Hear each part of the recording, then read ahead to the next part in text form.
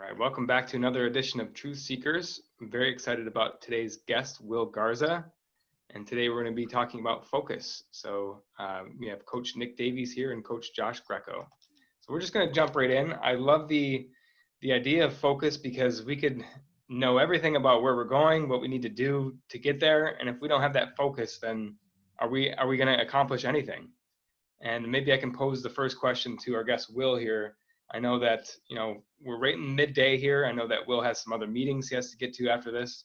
Will, how do you encapsulate the concept of focus to be able to deliver what you're doing in that present moment, knowing that there's some more, there's very important things behind this or behind what you're doing? Right. So, for me, the success is in what you put into something. So if you don't put 110% into what you're doing, right, you're going to lose energy and momentum. And for me, it comes down to structure and organization, right? If I can plan my day, right, I get up at 4:30 and I have slots in my day where all I do is I focus on certain tasks, right? I delegate tasks from 8 to 9. I follow up with new customers, right? I review things like that. So for me, it's all about having a plan when you step into something and being organized, right? This 30 minutes is dedicated to this and this only. When I spend quality time with my daughter, I put my phone down and that's all I focus on, because you can never really achieve the results you're looking for if you're not 110% in. And so for me, it comes down to how I structure my day, organization, and that even means planning like mental time for me, downtime. Like, I exercise 2 hours every single day. That's super important. And for those 2 hours, I'm not fucking reading my email, excuse my language, but I am focused on that and that only. And what that does for me emotionally, physically throughout the rest of the day, right? I've gotten my workout in, I've taken that time. Now I can go and focus on the other important things. Awesome. I appreciate you sharing that. And this is a free space. You can drop an F-bomb or two. It's okay. No customers. There's no customers on here, so it's yeah, no, I appreciate what you said about so structure and schedule is the number one thing I took away from there. But I also noticed what you mentioned about cell phones. So thank you for sharing that. Let me just ask Coach Nick, we live in a world where we're just bombarded by information. It's so challenging, is it not, to stay in what we're doing and stay focused? Yeah, it can be, for sure. And I think, Will, thank you for sharing that. It was a great start. And I love your commitment. I love the energy you just put into sharing that, because it just hearing that from you in a minute, I can hear the dedication and the importance and the gravity you give to it just by the way you said that. It's like, I'll get up at 4:30, 2-hour workout has to happen, 110% focus. Success is what you put in. That's what you get out. It's super cool. Blocking the time with your daughter. Yeah, I do that with mine as well. I think it's so important to get the structure which allows the freedom. And especially first thing in the morning, whatever you put in the morning is what you get out through the day. If you start your day with any level of news or social media or emails or anything, it's a distraction, because it means you're not being intentional about what you're putting in first. And I think we all know that the obvious things that are distractions are some of the things I just mentioned. But sometimes the other things that are distractions are actually things that are productive. It's easy to get distracted with things that are deemed on the surface important, like emails. I've got to get to this client request, but it might be that client request isn't actually due for another week or something. And so therefore you're putting that ahead because you like to, or it's easy, of something that's really important because you put it in, it is work. So I think that's a different level of distraction that I think about as well. The obvious ones are obvious. We still get nailed by those, but there's ones in between as well that prevents the actual most important things getting done. Because here's the thing, the things that are often most important aren't urgent. And until those things don't get urgent until it's too late. So you've got to be really precise and protect your time, I believe. So I love the way you laid that out, Will. Thanks. And to add to that, I think a lot of people miss sometimes the most extraordinary things in life are the ordinary things, and we don't really realize that, right? And I've always appreciated failing, right? Because that, for me, out of every failure comes success. If you take it with a grain of salt and you learn from it. And sometimes you have to lose people in your life. You have to lose things. You have to hit rock bottom to really go back and look at what put you in that place, right? And have some self-accountability. And I say that my connection here is that I know what it's like to hit rock bottom. I know what it's like to not have money, and I know what it's like to take home a $40,000-$50,000 commission check in a month. And so you start retracing the steps of, it's not all about money, but you start retracing the steps of the things you're doing when things started working out, right? And I always go back to structure, accountability, because it's a numbers game if you work in sales, right? It's volume, right? Statistics, right? Out of 100 cold calls or 50 customers, how many of those customers are you going to start to see success? And it can be tedious and it can be tough, but when you know, right, when you know it's a numbers game and you know what you're working with, it's a lot easier to be able to see down the road, especially when you've tasted success. So, you know, I'm in 110% accordance with what you said. So, absolutely. Bingo. Coach Josh, talk to us about how we work. Like, because I love listening to that. What you just said, Will, it's really cool because some of the principles and parameters that we work around, some of the tools fit into that exactly. What are your thoughts around that? Yeah, so one of the things we stress is knowing whether or not you're winning in 10 seconds or less, right? So having the compass to know where you're going, but like on your daily activities, are you doing what you need to do to get there? And you know, I think the setting metrics for yourself and all that is really important. Maybe Will, you can speak to that. And kudos to you for taking yourself out of a tough situation. And it seems like, man, there's not a lot of people that will maybe ever view this that have achieved that size commission check. So that's awesome. But it's, man, you know, if there's one thing I realized, man, it's money comes and goes. And when I look back at what it took to get that, man, I sometimes wish I could give some of that money back because of the life that I missed out on. Right. And, you know, people look at financial success, financial wealth, right? But we're only here for a certain amount of time, right? And it's the quality of life. And, you know, that's super, super important.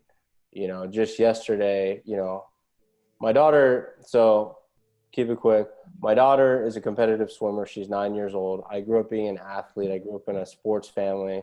It's really, for me, what kept me out of drugs, kept me out of trouble, kept me disciplined, and it's helped me in a lot of other aspects of life. So it's how I'm raising her, right? To be disciplined, right? To make choices, self-accountability, to see progress, right?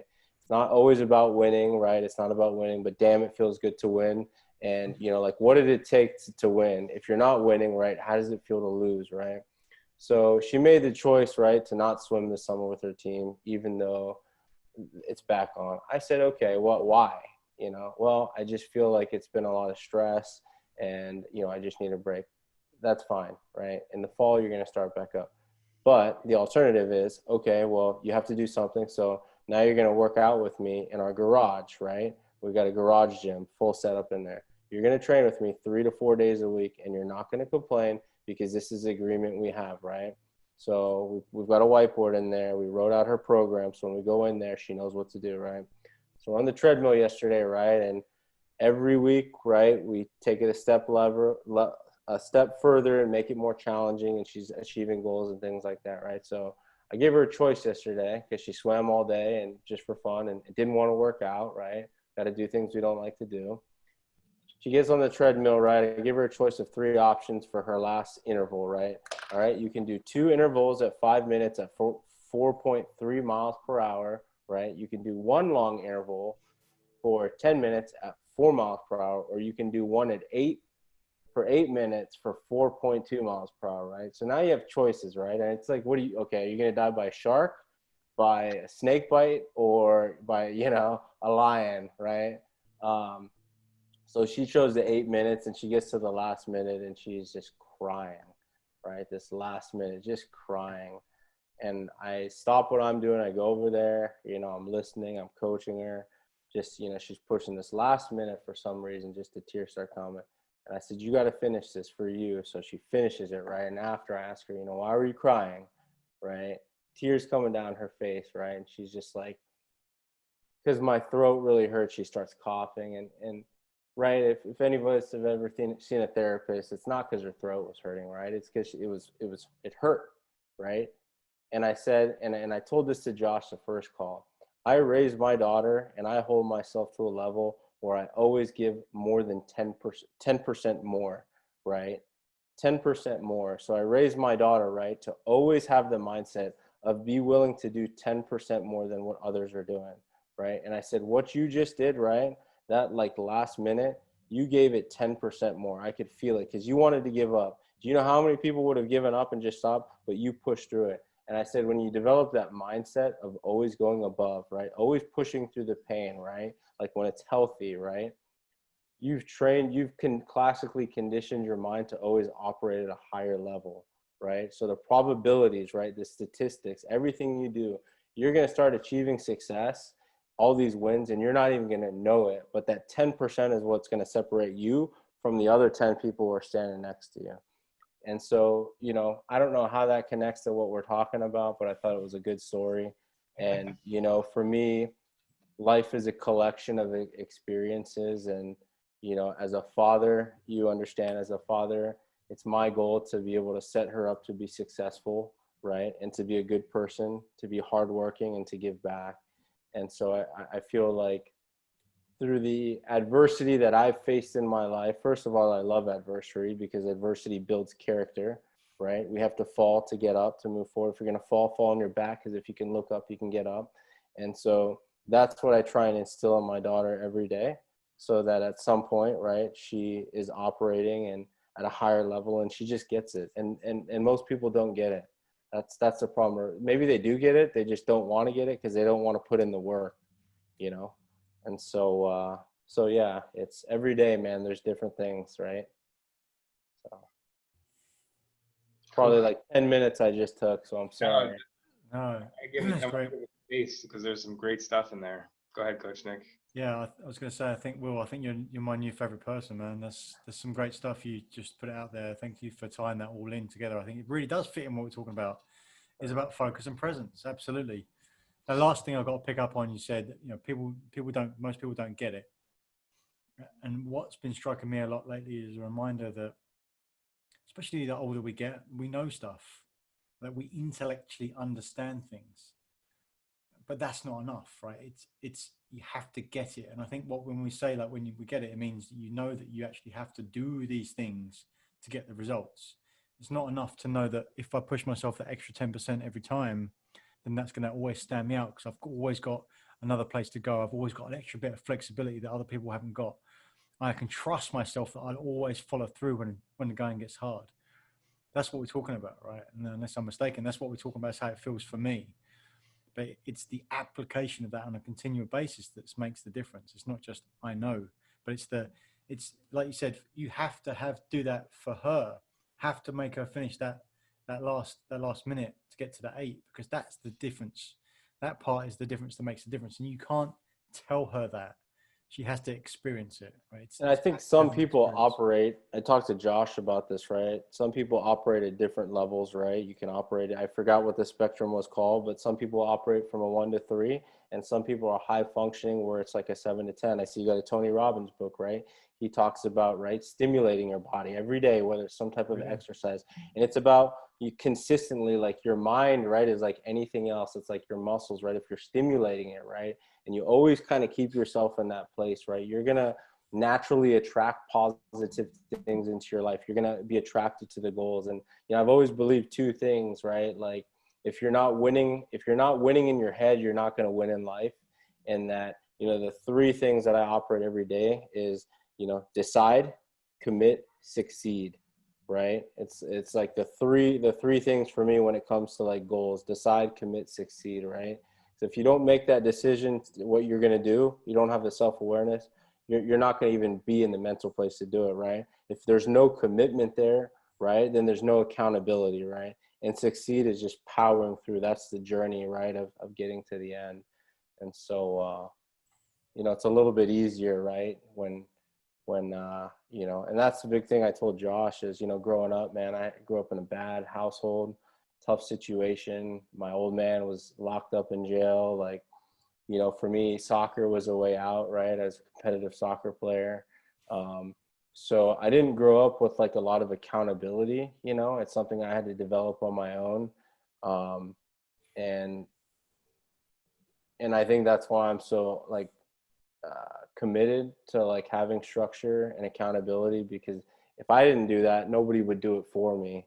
You know what I mean? And I think you could say that about anything, but you know, like I hold my daughter accountable, right? Because that's the kind of parent I am. But for me, right, like I hold myself accountable. If I don't like achieve something, or if I miss my workout, that's my fucking fault, right? I have to eat that. I have to look myself in the mirror and do that. And so, that's just, that's big for me. Self accountability, right? It's how you measure your growth. It's how you measure, you look at what's not working out, why it's not working out. And, so. Can you talk a little bit about more that process? You've got decide, commit, succeed. I'm really interested about the first part. I think the decision part is very interesting. We've got some different connotations for a lot of people Sure. working with clients and such. You see Yeah. it's a different thing. Tell me about the decision part. Yeah, so I'll give you an example, right? The last 4 years, I worked in a high stress position where I was working 16 to 18-hour days, no lie, working from my phone, waking up twice, setting my alarm to get up in the night to work because I was making money, right?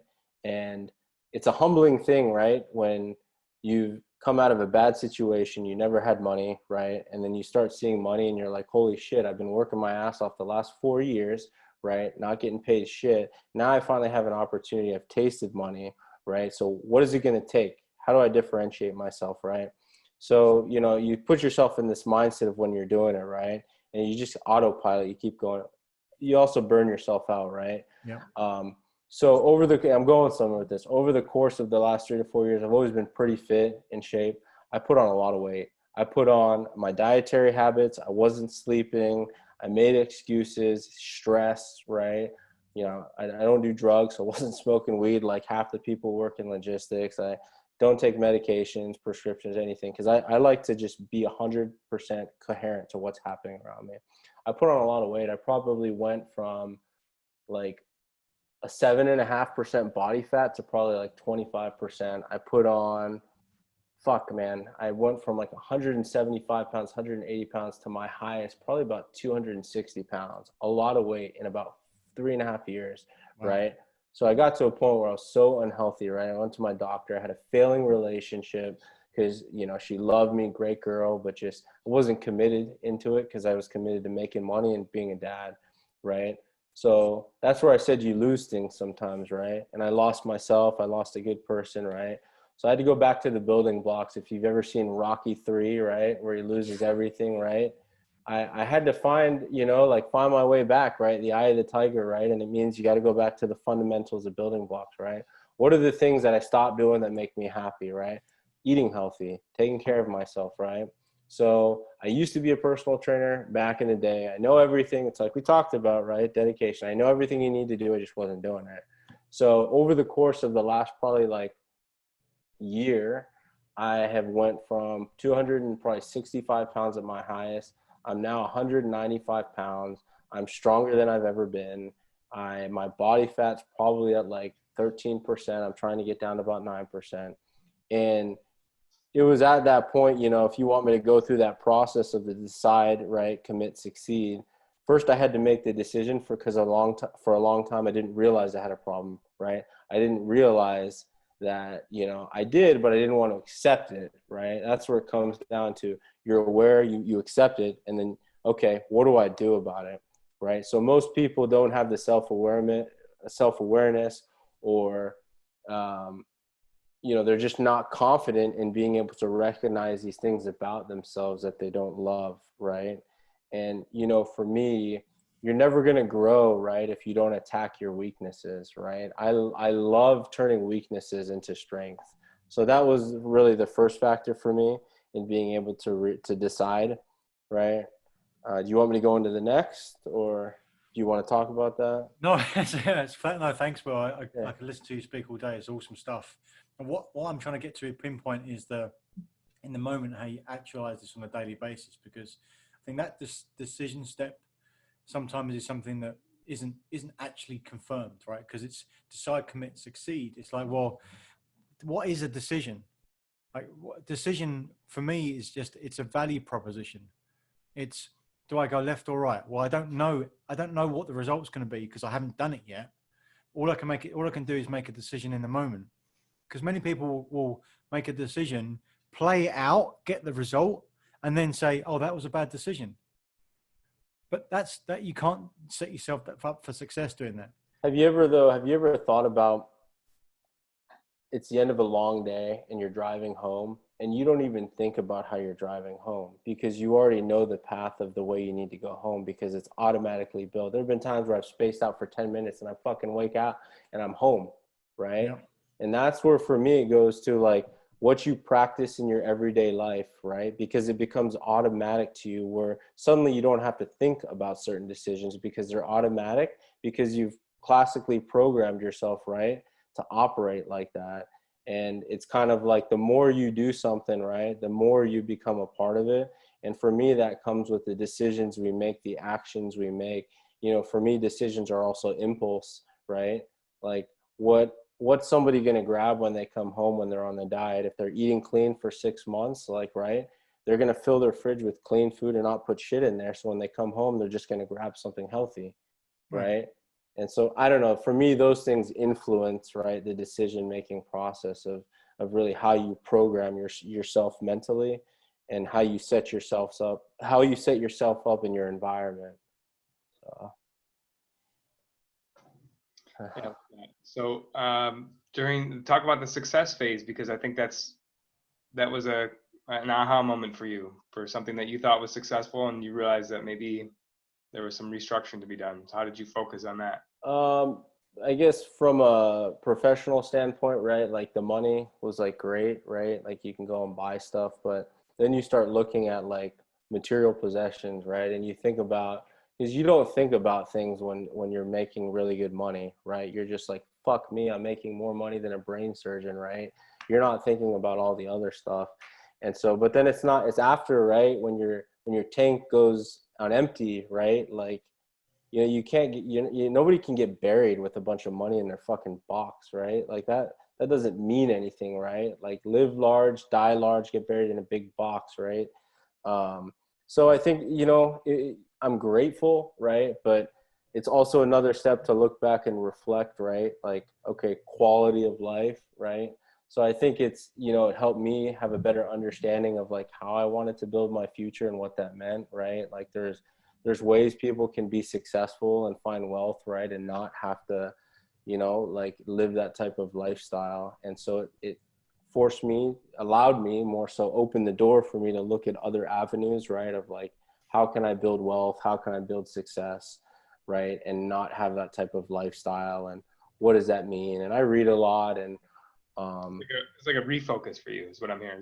yeah, you know, because I think you have to do that, right? Because you go through the different phases, right? If you do something well, and you should celebrate that success, but you should also look back at like the journey, right? Like what did it take to get to that point? Like, because for me, that's what I've learned to appreciate is the journey, right? It's great to run a marathon. It's great to do an Ironman. And I've never done those things, by the way, but you know, for the people who have, right, it's great to do those things and cross the finish line, right? But think about like the training, right? Think about like, you know, that's what I think about, like all of those days when you add them up, right? And that's what I tell my daughter, like all of those moments, all the work, all the tears, right? When you add all that stuff up, like that for me is a part of the success, when you can look back and you can appreciate that process.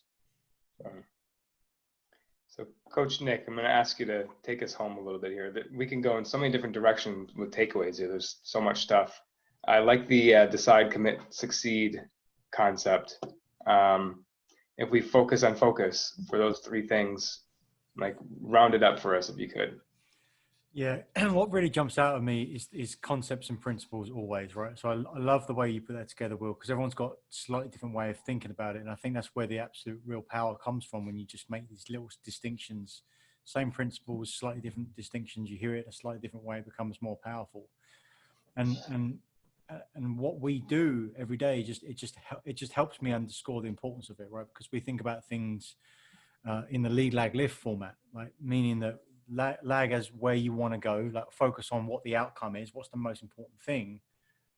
And at some point, it sounds like, Will, correct me if I'm wrong, was just making money. I just got to make enough money because I grew up not having any, I don't want that anymore. I got to make money. That was the focus. That was the outcome. That was the lag. And as you go through and get to that point, it brings you full circle back to the awareness part of it as well, where it's like, okay, what do I actually really want? And so you've got that end goal, that end game of the lag, and then the lead is the things that you do every day, right? You mentioned sales. Sales is a great example for that. You just need to make the calls. But we can apply it to anything. You haven't got to be in sales. It could be any part of your business, any part of your career. You need to define exactly where your compelling future is. What are the things you need to do every day? Because to your point, Will, it's about the journey, not the outcome anyway. So if you're living your life, doing the activities every day that you love to do, that are aligned with where you want to go, boom, that's the holy grail, because you're going to where you want to go and you're enjoying the process. Right. And then the lift activities are the things that you can do, the big things to lift up everything, to start playing the game at a different level. So I'd love to look to the principles, because that's what we do all the time. So I thank you so much, Will, for sharing that in your journey and how that applies to you. I love your outlook. I love the accountability that you're sharing and giving that gift to your daughter. It's awesome. Yeah, no, I love it, man. I think about the funnest job, right? The best job I've ever had, right? And I lived in Germany for there's two jobs. I lived in Germany for about 5 years, and I coached soccer there, right? I coached at a private charter school. Man, working with kids, like being around soccer, doing that was awesome fulfillment, right? And then I worked on a boat in Hawaii, a tourist boat, right? Doing that for a couple summers, and that was like awesome as well, right? And so I think, like you said, those three things you touched on, man, if you can enjoy the process and the journey and work towards a bigger goal, I guess you could say, towards, finding that holy grail, right? That's, for me, you could have $5 in your pocket, you could have, $5 million in your bank account, but, for everybody, it means different things, right? To find success and fulfillment. And so I'm still searching for that, but I feel like, I'm getting closer, Hey, it never comes, right? Because the journey never ends, right? There's always something else, and that's why they fall in love with the journeys. And if I would take it back to focus and presence, okay, sometimes you need to focus on what you want the most, and then you got to balance that with what do I need to do right now, and that's that constant interplay, that balance, that dance, that beautiful dance between what do I want most, how do I love myself and love everything right now, doing it in the moment to enjoy the journey. Because once I hit that goal, there's going to be something else. There's no finish line here. There's always more. Yeah. Let's keep going. It's like you said, man, because, when you're one of these people that operates in that high level, like if you achieve a goal, right, and you don't have anything after that, oh, you're just crushed. That's man. the worst time. You feel like a bloke, bro. You're just crushed, and you're just like, because that high is because now everything you work for, you've gotten it, right? But have you, like, you're still searching, right? So then you latch on to something else, and then you're still searching. I don't know if you saw Matthew McConaughey did this speech, right? And they asked him, like, it was like after he won an award, and it talks about, like, who's your idol? Who do you chase after? He said, I'm chasing after me, man. If you've ever heard him talk, he's like, you know what I mean? Like, I'm chasing after me in 10 years. That's who I want to get to. And when I get to that place, me in another 10 years, and then me in another 10 years. And so, you're always going to be chasing, but like I said, as long as it brings you value in your life and you're happy, man, that's what winning is, right? Oh yeah. And just one last point then, because you said you want to push your daughter, push yourself to do that extra 10%, to bring it full circle to that. The person that you should be focusing in the next 10% on is you. Like, so how can I just get 1% better than yesterday, or 10% better than yesterday? Because that's what the real game is all about. Because that's if you're challenging yourself all the time, you're always the best version of yourself. Right. And that's where the real power comes from, because that's all in your control. Awesome stuff. And you hit it on the head, man. Like with her, I told her yesterday, I can't do the work for you. I'm just here. I'm just on the sidelines. Right. When she finished that, I said, I didn't do the work. You did the work. I'm just here being your coach and an admirer, but you're doing the work. And so I think, that's how I look at myself as well, right? Like, you live by the sword, you die by it. And so you got to accept your losses with your wins. So. Yeah, I love it. Great conversation today. I would call the calibration and the recalibration of our goals and our focus. That's finding our truth. That's what this is all about. So with that being said, we appreciate your contribution to the group. Will Garza, thank you for joining us. We'd love to have you again. Thank you. Appreciate it, guys. See you next week. Take care.